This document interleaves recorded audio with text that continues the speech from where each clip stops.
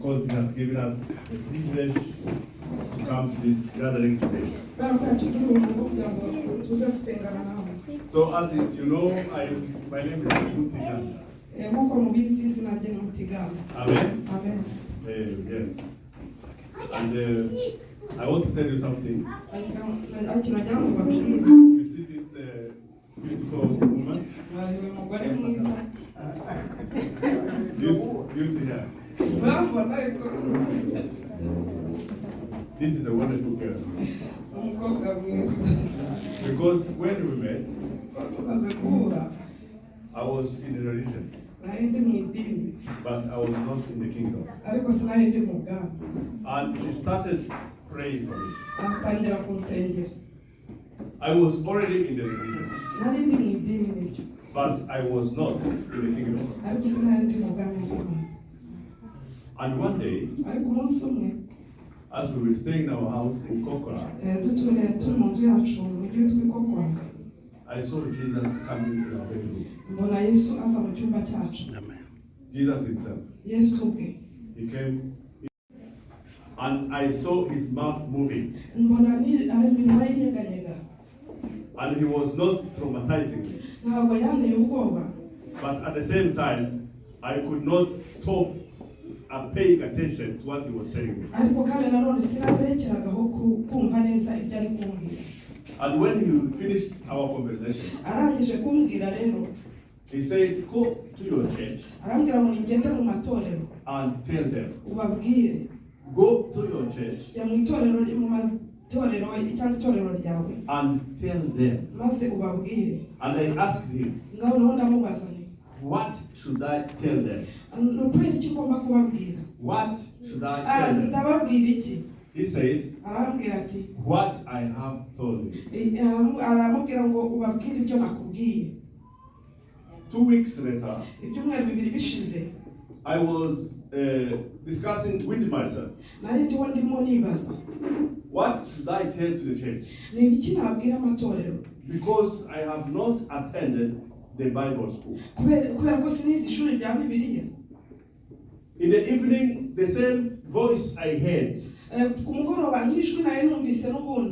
did not see Jesus, I heard his voice. He came to our room again. Me, myself, I will teach you as a father is teaching his son. I will teach you as a father is teaching his son. I didn't know it is written in the Bible. I heard that voice. And I remembered my own father. When I was a small boy, growing up, he was teaching me mathematics before we went to school to learn mathematics. He was teaching me French before I went to school to learn French. He was teaching me English before I went to school to learn English. And even at the end of my studies in university, everything they were coming to teach us, it was like I knew it already. It was like I just knew it. I didn't know how I knew it, but I knew that I knew it. Such anointing. And in 92, yes, we were in the war in Rwanda. And one man came to representing the Americans. Because I was speaking English. So he came and said, we have seen that you can become our pastor. So we want to ask you, would you like to join us in the US? So you go to the theologian school, and then you come back to Rwanda and be one of the leading pastors. Remember when we were in the war, and we were living in the region of North. We could die anytime. And I said no. I remember saying him no. And then he said, why? Then I told him that except one man, all the pastors I know are poor.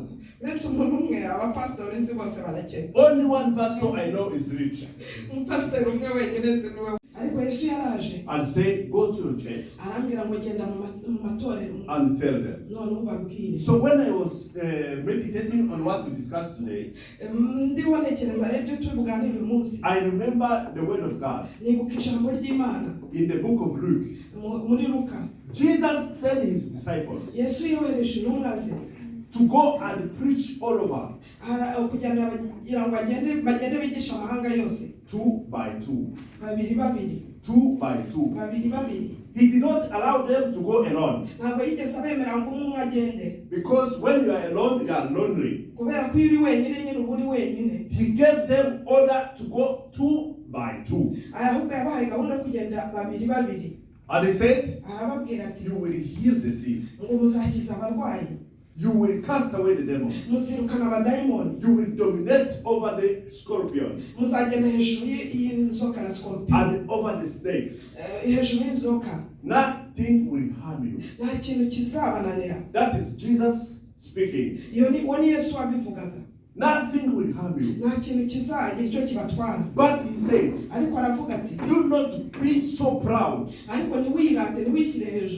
the demons obey you. But be proud because your name, registration. It is my title today. Where are you registered? Why? Because where you are registered is a function of who you become. It is a function of who you are and what you can do. It depends on where you are written. Where are you written? Are you written in the book of life? You have life in you. Are you written in the book of hospitals? You have sickness in you. Are you written in the book of prison? You have condemnation upon you. Are you written in the book of heaven? You have angels that save you. Listen to me. Everybody has an angel. But not all the angels are active. Give them order before we were born to be our angels. But those angels cannot operate in heaven, on earth, when they have no embassy. They have no commander. Because we are the ones to give orders to the angels. We are the ones to command them. And when we don't become born again, we cannot put them in action. Not only the angels, but also the mission. Our mission is determined by where we are written.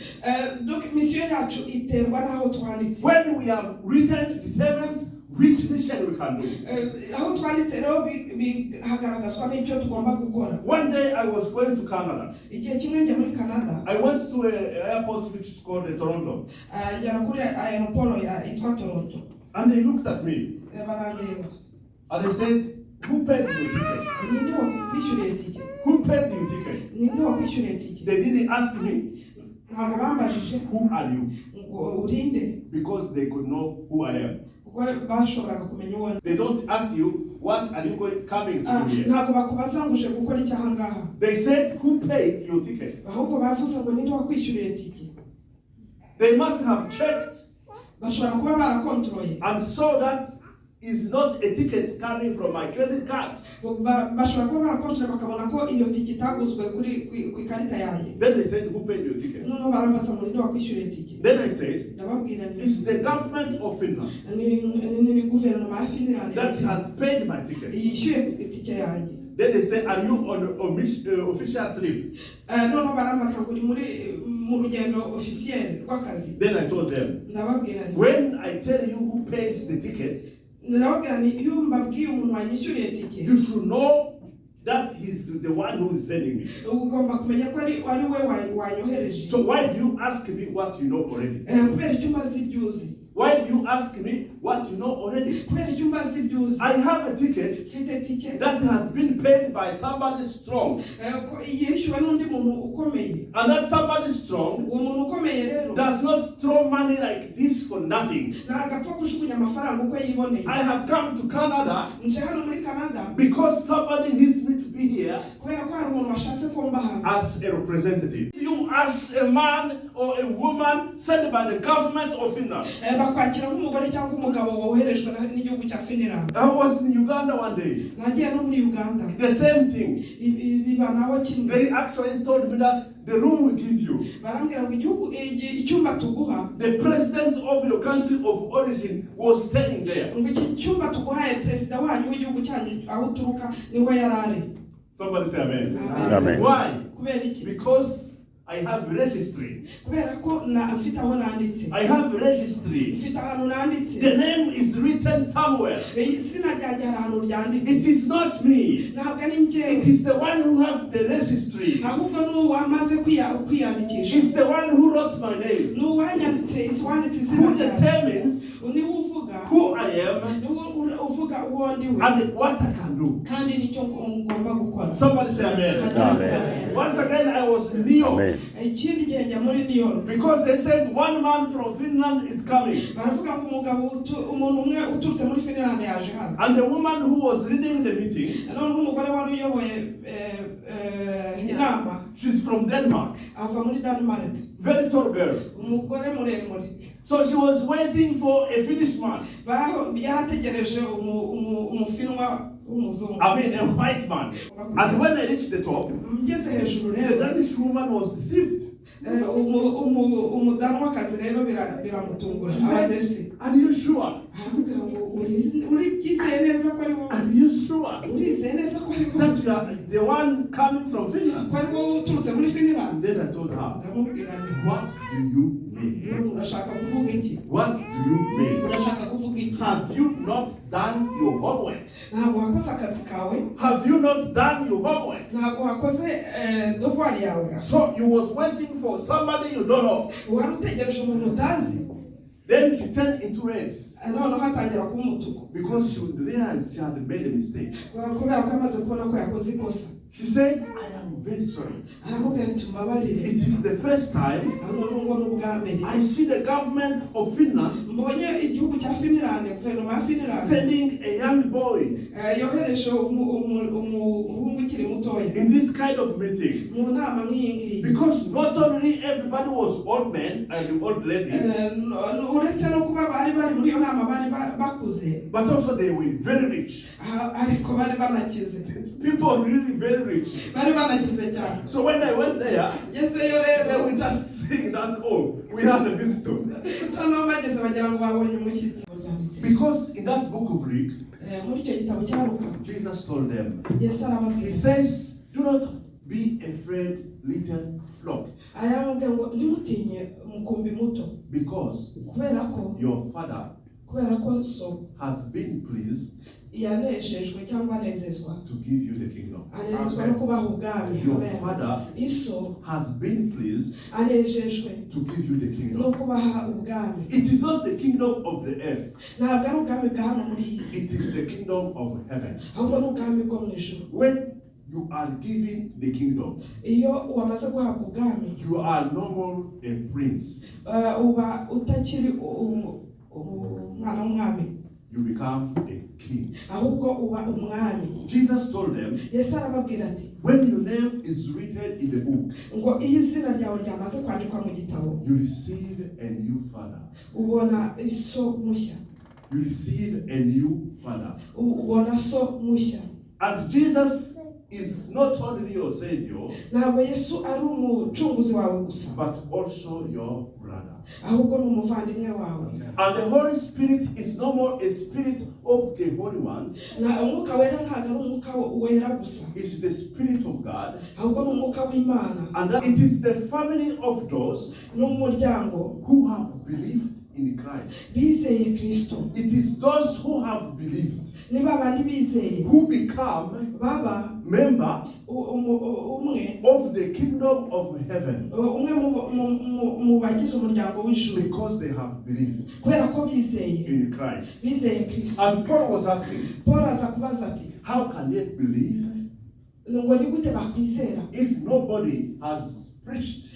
Ni gute bakwizera nta wabigishije ijambo? How can they believe Ni gute bakwizera if nobody mu gihe has preached the word? nta wabigishije ijambo? And if nobody preaches the word, Niba nta muntu wigishije ijambo, how can we find those to send? none twakura hehe abo tuzatuma? So it means the word is hanging in the air, Ni ukuvuga ko ijambo riri ahantu keke pare mu kirere, waiting for the children of God ritegereje abana b'Imana to capture the word kugira ngo bafate iryo jambo and to deliver the word. baryohereze, To capture the word kugira ngo bafate ijambo and deliver the word. none bohereze ijambo, To capture the word kugira ngo bafate ijambo and deliver the word. bohereze ijambo. It is the word that sets free. Muzamenya ukuri Because you believe in Jesus. kubera ko wizera Yesu, Unless you believe in Jesus, kandi umaze kwizera you Yesu can never know the truth. uzamenya ukuri. Now, Noneho rero with people who like science, abantu bakunda za siyansi like Dr. Eve, nka Dr. Ibyo, they never believe ntabwo bayizera unless they have tested. mbere y'uko bamaze kubitesita ngo barebe ko ari byo. Once I called him, he showed me his laboratory with all the machines. I thought they were a printer. He said it's not a printer, it is a machine for testing this. Igihe kimwe naramuhamagaye nyereka amamashini bari gukoresha, ngira ngo ni za mashini z'imprima, ariko arambwira ngo ntabwo ari amamashini y'imprima, ahubwo ni amamashini atesta ibintu runaka. So they never believe Ntabwo bizera unless they have tested. batamaze gutesta. But the belief, I'm telling you, Ko kwizera ndi kuvuga it rero, is the belief which is not based on you testing. ntabwo ari ukwizera kushingiye ko ubanza gutesta ukareba. It is the belief that is not based on logics. Ntabwo ari ukwizera guhera kuri za logike. It is the belief that is based on your being chosen before the foundation of the world. Ahubwo ni ukwizera gushingiye ko watoranijwe mbere y'uko isi iremwa. You have to go back Ugomba kongera gusubira inyuma to the time you was born mu gihe wavukaga and before you was born. na mbere y'uko uvuka. Your angels already. Mbere mu mwuka wari ufite abamarayika. Spiritually you had a mission already. Mu mwuka wari ufite mission. That's why yesterday, Niyo mpamvu ejo when we were given the name, ejo turi gutanga izina, it was not simply a tradition of culture. It was a prophetic moment. ahubwo ni uburyo bw'umwuka. It was a prophetic moment. Ahubwo ni uburyo bw'ubuhanuzi. Because the baby comes as a baby.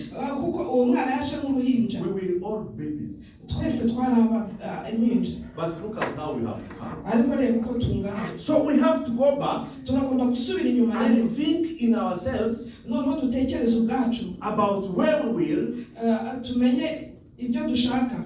where we used to be before we were born. Aho twabaga mbere y'uko tuvuka. And then ask the Holy Spirit Noneho ubaze umwuka wera to reveal to us kugira ngo aduhishurire the vision that sent us for. Imisiyo yaduhamagariye gukora. You may look at you Bashobora kukureba as we sit here nkuko twicaye ahangaha and think you have come to pray. bagatekereza ko waje gusenga. Because kubera ko you believe in Christ. kubera ko wizera Kristo. Those who don't believe in Christ, abatizera Kristo, they come to church bajya mu nsengero to look about costumes people are having, bakareba amakositimu abantu bambaye, or to maybe to dance the songs they are singing. cyangwa se kubyina imbyino bariho baririmba. But those who know Christ, ariko abazi Kristo, they come to church baza mu materaniro in order to worship. baje guhimbaza. And once they worship, iyo bahimbaza rero, they receive the anointing of the Holy Spirit, babona buzura umwuka wera, babona amavuta y'umwuka wera, and they start to prophesy. bagatangira guhanura, They start to see things that nobody else can see. bagatangira kubona ibintu abandi bose batabona. They start to understand what they have been thinking about but never knew why. They start to understand batangira gusobanukirwa no kumva what they were thinking about ibyo batekerezaga but never knew why. kandi batazi impamvu zabyo. You will know the truth. muzamenya ukuri. Now, when Jesus said, I have been pleased, iyo Yesu avuze ko ndabahe byaranshimishije, I have been pleased. ngo nshimishwa, I have been pleased nashimishijwe that you are a member of the kingdom. ko muri bamwe mu muryango w'abana b'Imana. Happy ntabwo banezezwa n'uko unless there is pleasure in heaven. atari uko mu ijuru hari ibyishimo. And the Bible says Bibiliya iravuga ngo there is joy in heaven ngo hari ibyishimo biba mu ijuru over one sinner who repents iyo hari umuntu umwe gusa wihariye than 99 people kurenza 99 who do not need batabikeneye, to repent. badakeneye kwihana. So when we produce pleasure in heaven, iyo tunejeje ijuru rero, it is when we recruit people to repent. ni igihe turi kuzana abantu kuri Yesu. It's when we recruit people to repent. ni igihe tuzana abantu kuri Yesu. So brothers and sisters, abavandimwe muri hano, God has chosen you Imana yaragutoranije for a greater mission iguhamagarira umurimo ukomeye than you actually think about. urenze uwo utekereza. God has chosen you Imana yaraguhamagaye for a greater mission iguhamagara misiyo ikomeye than you can imagine. irenze iyo utekereza. You have not been called to come to this building every Sunday and not change something. ntabwo Imana yaguhamagara kujya uza buri cyumweru hano muri amateraniro nta kintu uhindura. God has chosen you Imana yaguhamagaye to come here kugira ngo uze hano, so that you will connect with somebody kugira ngo wihuze n'undi muntu who has something you don't have. ufite ikintu wowe udafite muri business yo gutwara ibintu n'abantu. And I don't have energy in that market. Njyewe nta mbaraga afite muri iyo business. So when I look at him, iyo murebye rero, you know, he's my friend. mbona ko ari inshuti yanjye. But I don't see him as only a friend. ntabwo mubona gusa nk'inshuti gusa. I see him as a man of a big kingdom in the area of transport. ahubwo mubona nk'umugabo ukomeye ufite ububasha n'ubushobozi mu byerekeye gutwara. I see him as a multi-millionaire in the area of transport. mubona nk'umultimillionaire mu byerekeye transport. Receive it. Say I receive it. Receive it, please. And every time we meet together in his house, igihe cyose duhuriye iwe, I keep telling him, nkunda kumubwira, oh, it is nice you buy a new taxi. ni byiza ko waguze taxi But remember, ariko wibuke, the big money is in the big trucks. ariko umenye ko amafaranga menshi ari muri za biriya bikururana. The big money is there. amafaranga menshi ni wari. The big fish is there. ibifi binini niho biri. In the taxi business, you get in jangala. muri taxi harimo indagara, ariko mu byakururana harimo ibifi binini. In the big trucks business, muri business yo muri biriya byakururana, that's where you get the big fish. niho ukuramo ibifi binini. It is the pure gold. ni zahabu yitunganijwe. You don't need to purify it. ntabwo ukeneye kwitunganya. It is already clean. ahubwo iratunganijwe. It is not coming from the digging of the ground.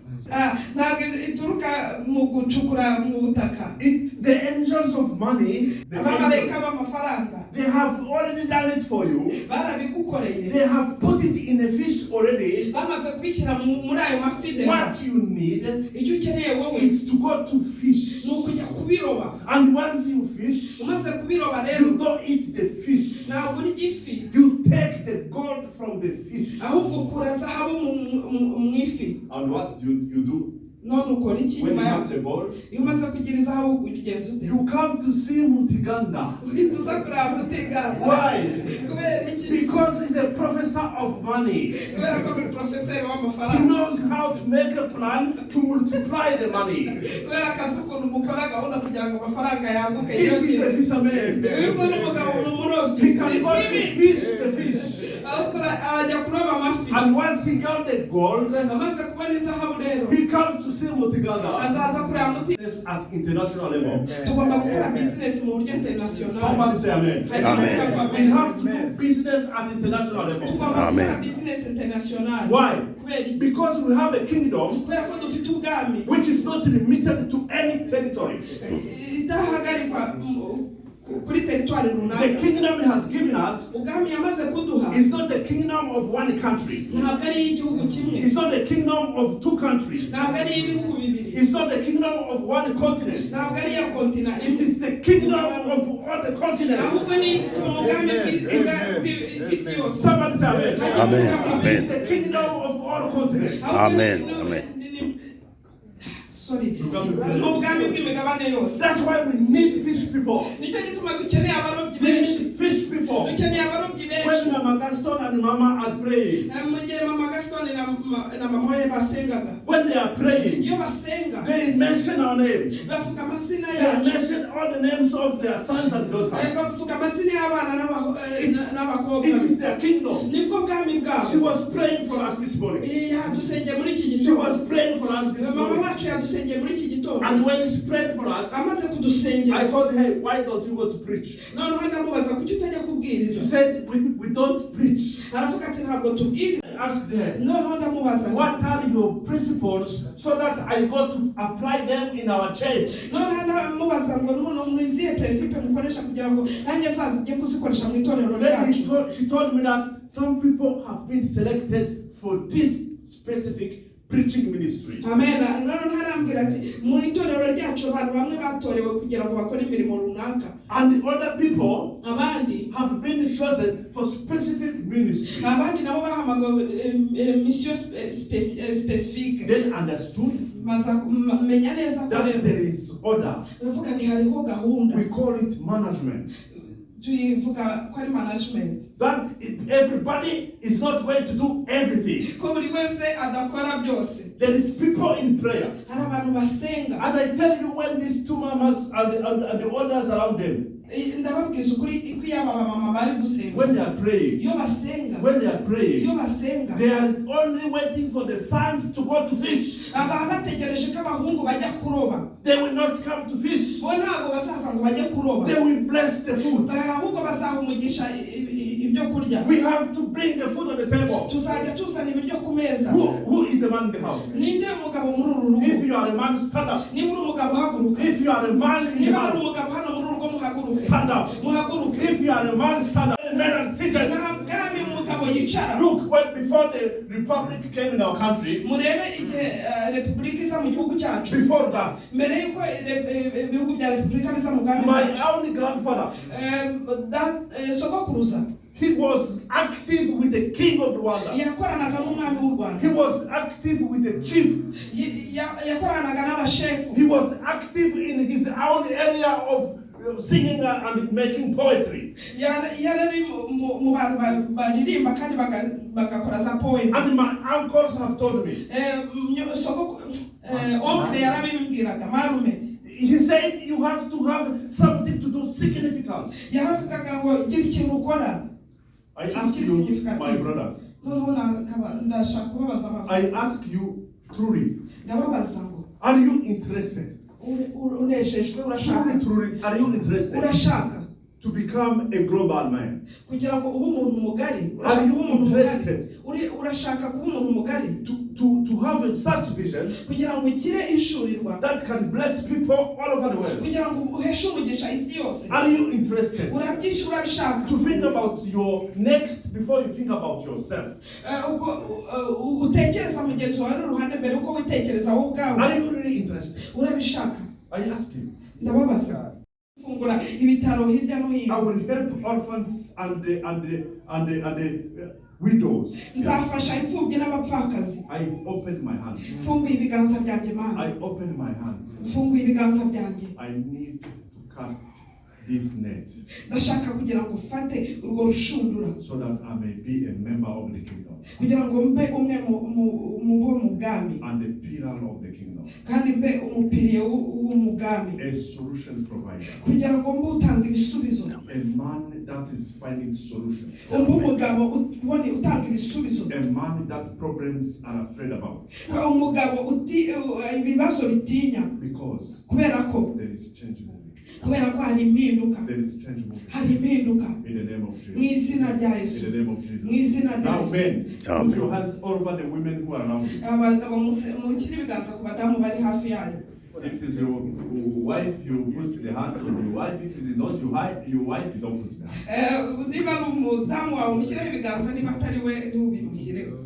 You say, Father, Uvuga ngo data, I bless this woman or this girl. ndaha umugisha uyu mugabo umugore. Give them time. Ubahigiye. Give them time Ubahigiye. to be able to pray. Kugira ngo bagire umwanya wo gusenga. To be able to move the mountains.